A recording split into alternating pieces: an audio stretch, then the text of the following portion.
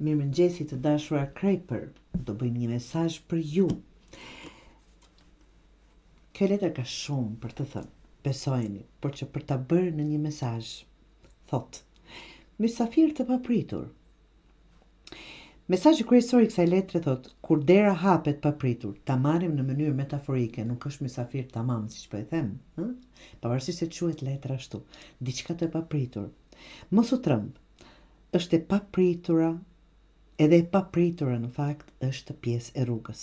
Ndonjëherë bekimet vijnë të veshura si ndërprerje, vizitorë të planifikuar apo kthesa të befasishme. Të dashur Akrepër, jo çdo gjë në jetë do të ndodhë sipas planit ton. Dhe kjo është e bukur asaj. Sot, në vend që të luftosh me papriturën, pyet veten, po sikur kjo të jetë ajo që kam pasur nevojë, edhe nëse nuk e doja. Dera që po hapet ndoshta sjell më shumë dritë se që imagjinon, të dashur Akrepër.